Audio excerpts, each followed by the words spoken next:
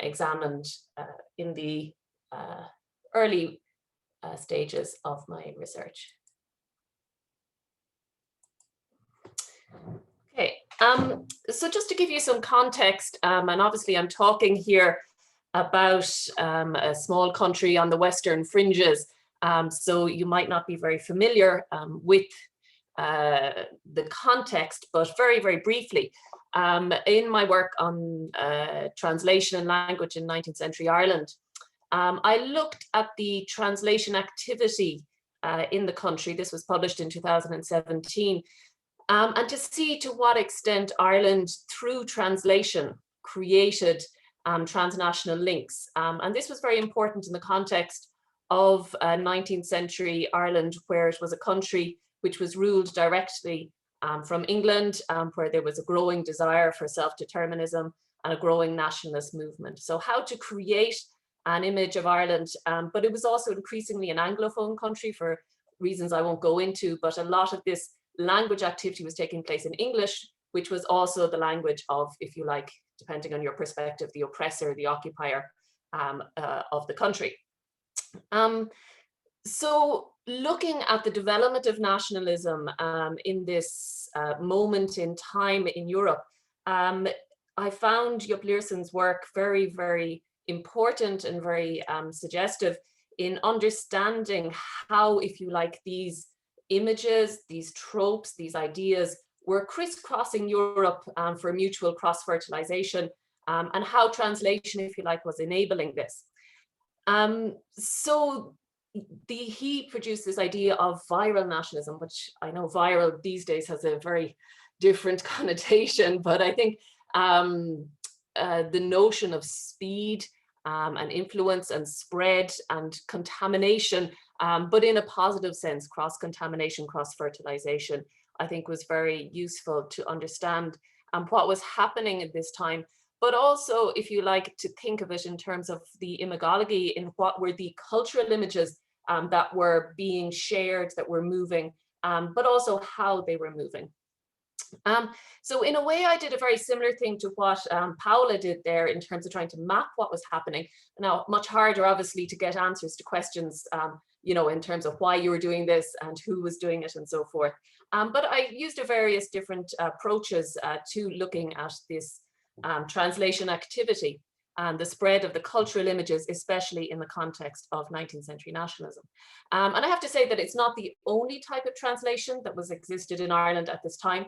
And in fact, a huge amount of translation activity was built around religious images. But I'm just going to focus for today on the nationalist images that were constructed and used.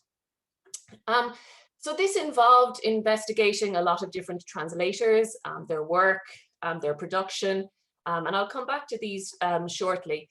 But they were involved in taking European literary political currents and choosing which ones they would publish in Ireland through translation.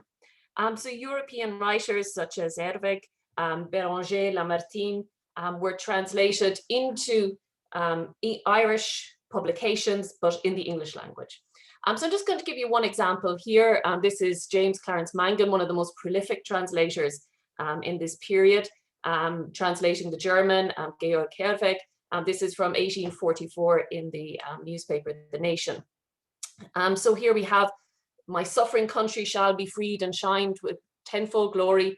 So spake the gallant Winkle Reed, renowned in German story. No tyrant of even of kingly grade shall cross or darken my way.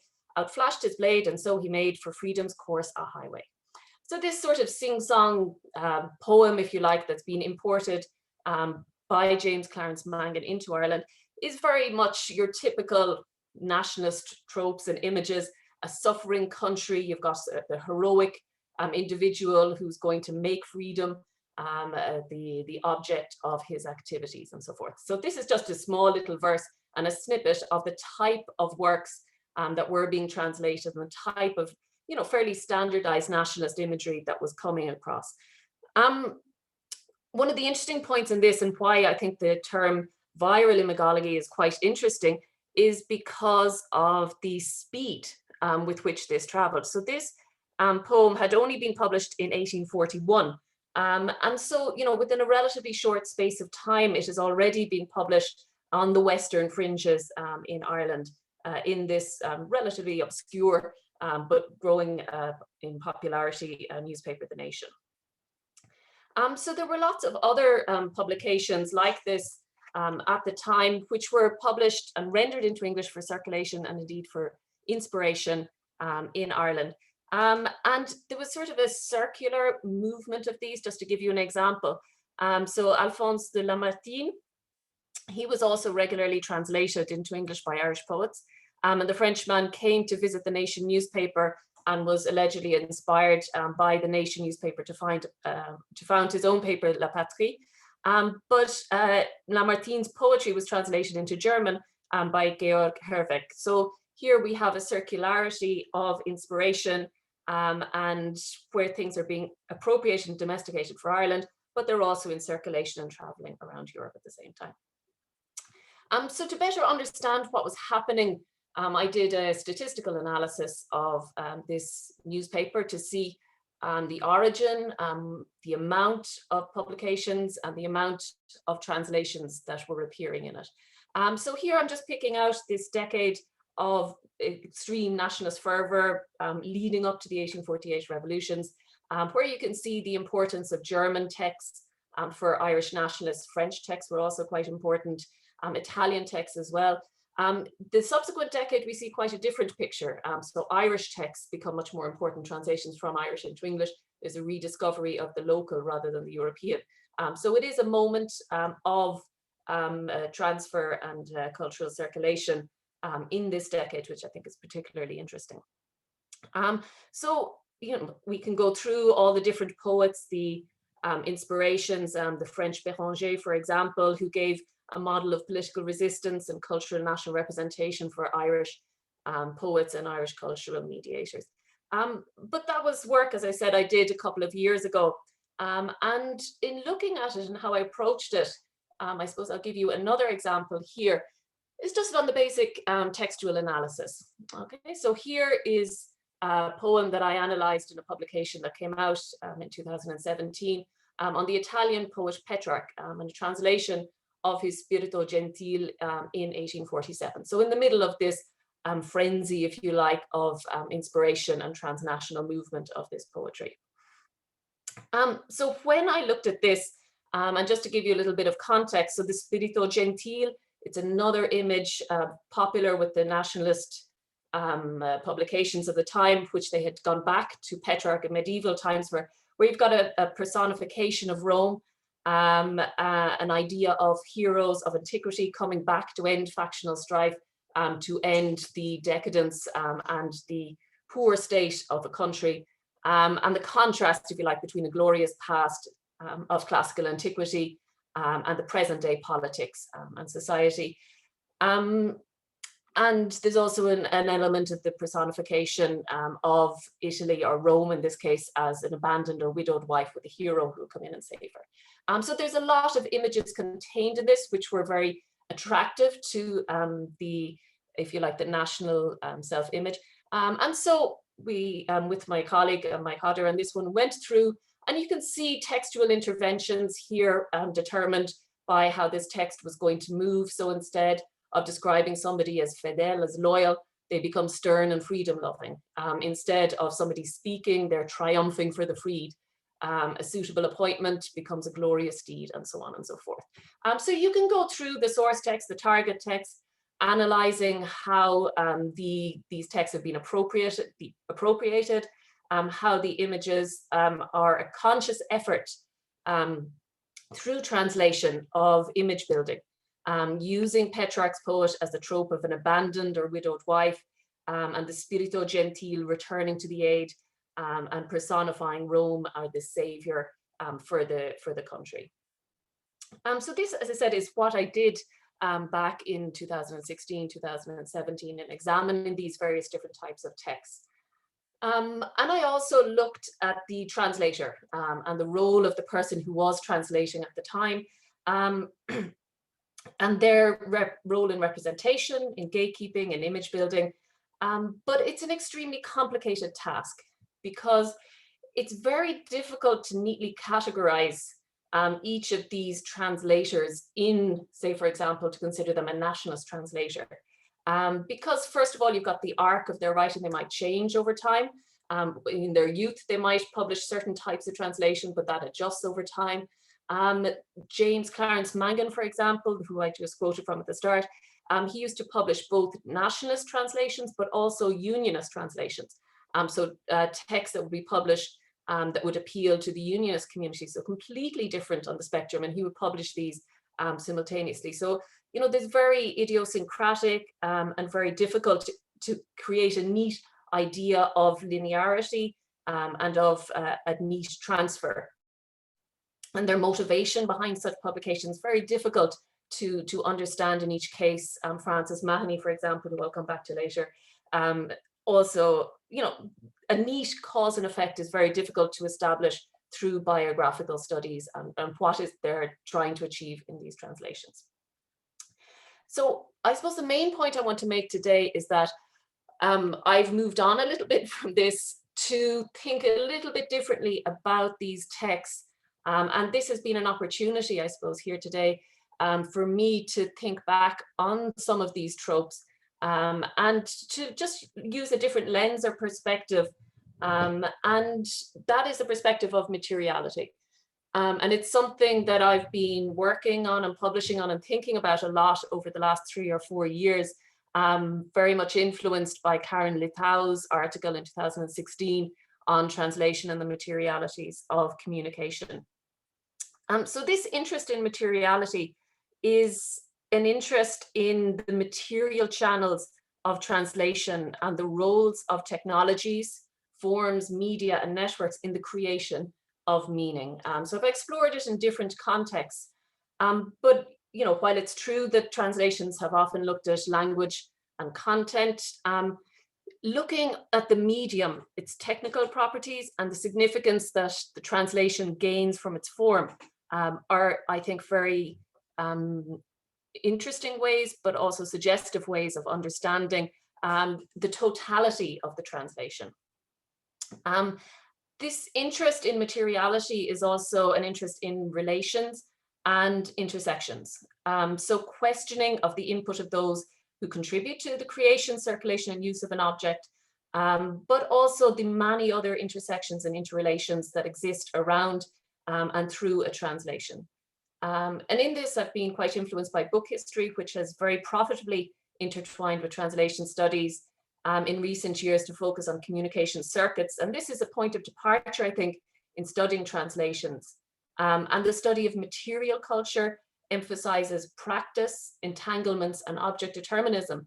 And these elements, I believe, can add greatly to our understanding of what is happening with the translation.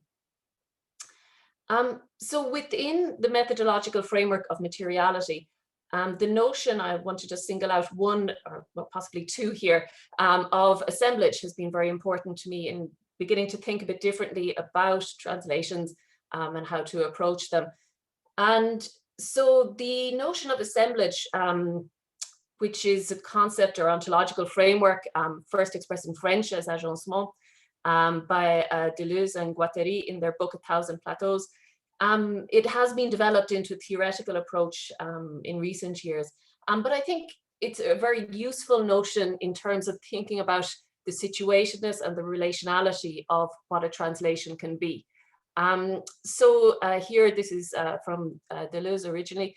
So it's an assemblage is a multiplicity which is made up of many heterogeneous terms, which establishes liaisons, relationships between them across ages, sexes, reigns, different natures.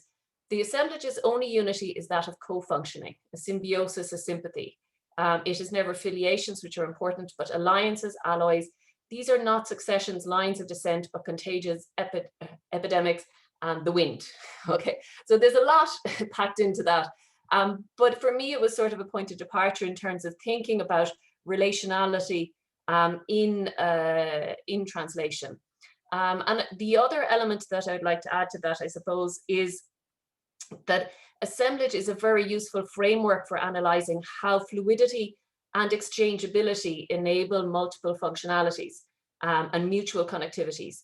And that they're very useful concepts in terms of translations, because it understands how entities can be made up of relationships between component parts, to be formed of multiplicities, relational in nature. And these component parts can be productive, creating new realities and working together as a whole for a defined time, which is important. Okay. Here, just to acknowledge as well that actor network theory can be very important as well in developing thoughts on this, in how things, people, and ideas are connected and assembled, what Latour calls the sociology of association. And I would argue that this is very important for imagology, to understanding the cultural transfer and the assemblages created in this process. So before, in examining the biographical nature of cultural transfer, the people involved, and the textual work that I had done, now I actually believe that the agency of translation needs to be viewed as distributed across assemblages of subjects, objects, human and non-human actors, with the human agency understood as entangled with the agency of materiality. So this is to acknowledge that the human produces the text, but also that you have a translator, printer, bookseller, but also the paper, the ink, the form that it's produced on, and other elements that are part of its material nature, are part of this intertwined material world. It is to recognize that the agency of things in themselves as well, and not just bound constantly in a subject-object dialect. So my argument today that is an additional to the textual, to the biographical, methodologically, it's important to add materiality to the study of cultural transfer. So that all might seem very distant. So what I want to do is to actually consider how this might work in practice, okay? Because the material could be implicit, if you like, in some of the imagological research, but I just want to make it implicit here in the example that I want to show today of just one cultural image, and that's the fatal gift of beauty. So I'm just going to use one very, very small image. So here we have the fatal gift of beauty, as, if you like, a trope or an understanding, something that was very popular in Romantic times. Before I start looking at it, though, it's important to recognize that any of these images can contain culture-bound prejudices and stereotypes, and this in particular is quite a gendered prejudice image. The idea is that something is so beautiful that it's actually detrimental because some violence or something will happen towards generally this female subject because of their beauty. So the notion that I'm going to be looking at today is that Italy is so beautiful that she was invaded and became enslaved. And this was the nationalist trope that then developed and spread around Europe. But as you can see there, you know, just quite interestingly, the trials of Amanda Knox in Italy, I'm not sure if you know the story behind that, but that has been called the fatal gift of beauty. So this is, as if you like, an image or a trope that has traveled, that has taken on different meaning, that has been appropriated in different contexts and different cultures. I'm not really sure about its fortunes in other languages. I'd be very interested to hear of any instances of that. So I'm just going to be looking at its voyage from Italian into English, but it's not limited just to that, or to that interpretation of the stereotyping of this particular mental representation. So my starting point for considering this cultural image is a sonnet by a rather obscure Italian poet from the 17th century, Vincenzo da Filicaia, also known as Vincenzo di Filicaia, also spelled with an I rather than a J. But he is famous, well, not particularly famous, he's slightly famous for publishing some literary works towards the end of his career in the early 17th century. And one of these is this sonnet. And I've just pointed out in the Italian some of the key images that came out of this sonnet. And the main one there at the start, tu cui fei la sorte dono infelice di bellezza, dei fossi tu men bella. Okay, so this is this gift of beauty that you have, that it's actually a burden on you, that it's a fatal gift. If only you were less beautiful, then you wouldn't have been invaded, you wouldn't have been ravished by all these troops who've come. And then you're also per servir sempre, the idea of servitude, of slavery, because of this beauty. The other thing I've highlighted there in red is just that I've taken this edition from 1823, which is kind of the time when there was the Romantic rediscovery of this trope. So although it was originally put into literary form in, as far as I don't know if there were earlier examples of it, there could well be, in the early 18th century, it was not until the 19th century that it really began to gather momentum because of its appropriation for a national self-image. Now, here we have then a translation by an Irish person of this sonnet from 1843. So if we were to just look at the textual, we can see that it doesn't maintain the sonnet form. We can see there's an expansion, there's addition, but the main elements are still there. The fatal light of beauty bright, with fell attraction shone, fatal to thee for tyrants be, the lovers thou have won.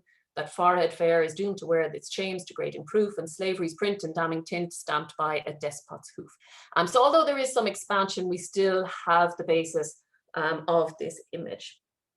And as I said, before, I would have probably gone through the source text, comparing, pointing out all these interventions and these changes, looking at the translator, Francis Mahoney, exploring why he decided to do this.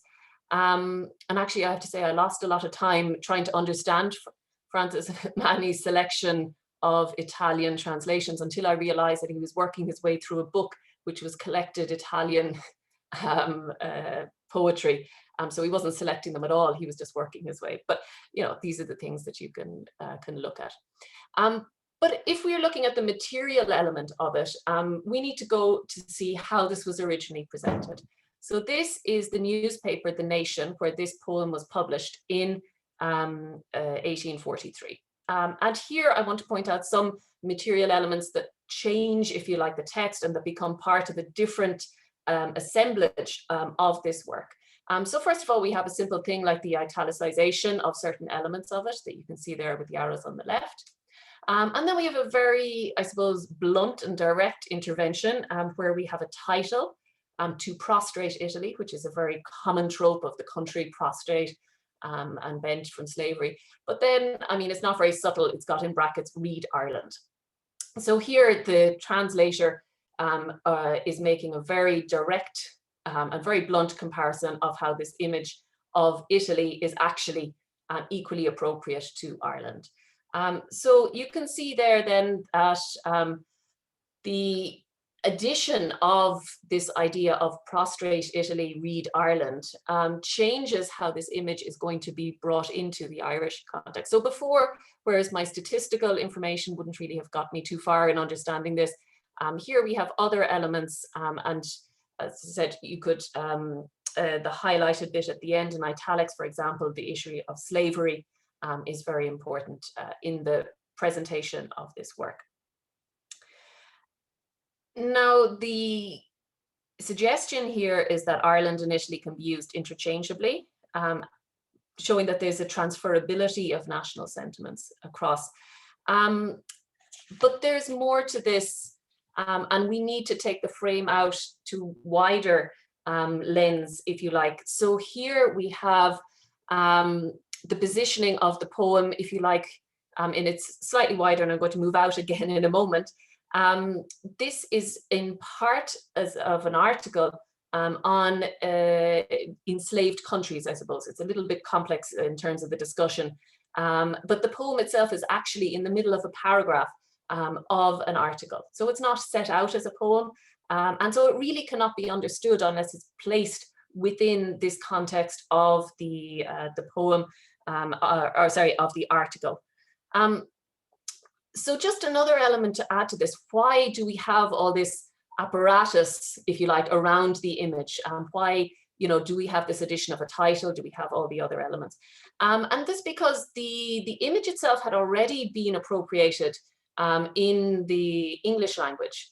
And actually, if you want to look up the quote, it's associated always with Lord Byron, because Byron, now some would say plagiarized, others would say appropriated. He included this in his famous Childe Harold in 1818. So again, you've got the fatal gift of beauty. So the English language already had this. And throughout the early decades, as I said, it was a romantic trope and a very popular image.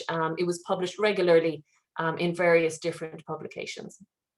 So the couching of the Irish English language translation in a nationalist publication was very important in terms of making this image relevant to the national audience, but also Byron's one, Italia, Italia, was repeated by every pretender to learning, a reviewer had said of Byron's work. But it's only with the assemblage of the parts in the Irish publication, the translation, that a very different set of meanings is created to that which Byron had set forth in his sort of commiseration with Italy's sorrow. So here we have a notion of slavery, and Ireland being the slave country. And in fact, the appropriation notion is continued. So just after the poem, we get this, it's a bit of a rant. And I'm not sure if you are familiar with the rule, Britannia, Britannia rule the Wales, and Britons never, never shall be slaves, which would be one of the famous songs that were used. And here it's saying that it goes on to say that it's actually written by a Scotsman, and also that the English images here, and it goes actually into images, the flower from Asia, the beast from Africa, the English lion that they use, the emblems, her fictions are borrowed. So here it's showing an awareness that all these appropriations are in fact borrowed, are taken from somewhere else, and without the structure and the apparatus that's placed around it, and what we might call the paratextual framing, that this image really will not relate to the national discourse in which it's being placed. And we can look at this, if you like, as paratextual framing, and there's been a lot of discussion on paratextual framing devices, and paratexts have been argued as the threshold through which you approach a text. The dedications, the title pages, footnotes, annotations, and so forth. But there is also a plasticity of the paratextual space. And I like the notion of paratextual thresholds and the notion of framing, but I think assemblages gives more nuance to understand the cultural transfer in how these are put together. So here, just in a way to give you a broader view again of the how this one trope is part of. So here we have, it's in a nationalist newspaper. The article that comes beforehand is one of an illustration of Irish history.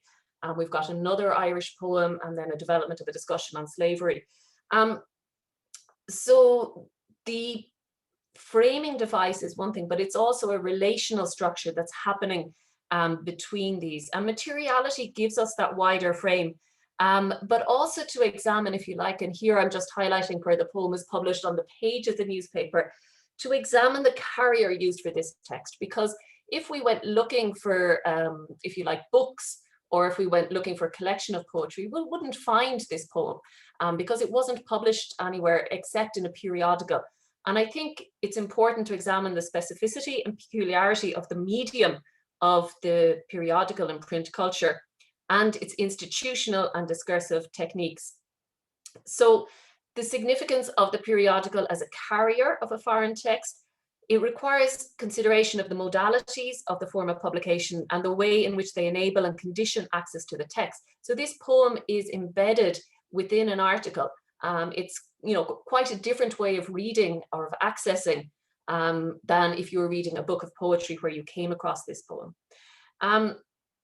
So we also need to think of a different nuance in the notion of agency in translation, because certainly in a periodical, the agency of a translator or even of an author can struggle because there are many competing voices.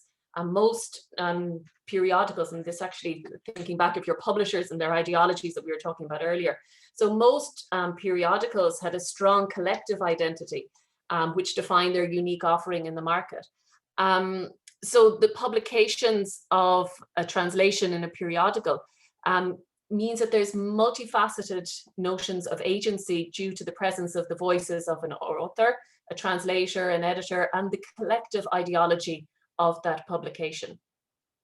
So before I finish, I want to add one more element, which sometimes gets forgotten when we're thinking about context and paratext, but it's something that in material culture is quite prominent and theoretically evolved, and that's the blank spaces.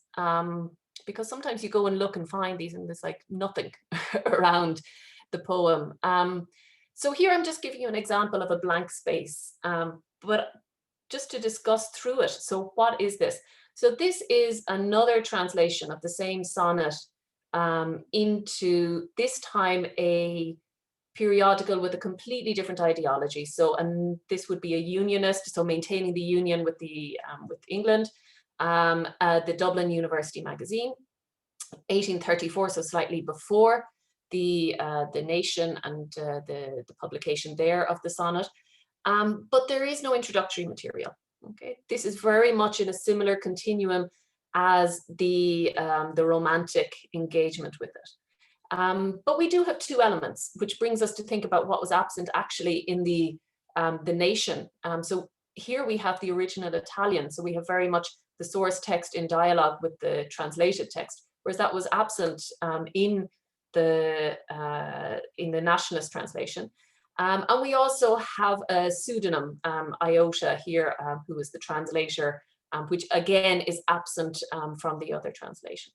So the elements that are absent in some presentations of translations that are present in others, or just blank spaces in general, are actually as important sometimes as presence. Because in the Dublin University Magazine, they didn't need to couch this translation with additional commentary. They didn't need to, if you like, domesticate it to a nationalist imagery. And it was the change in perception and meaning in the translation with the nationalist in the Nation newspaper was not achieved through, if you like, textual change, because it's not actually a huge amount different in this translation to the one that was published in the Nation newspaper, but it is all those elements that are around it that makes it a very, very different Irish translation of this cultural image.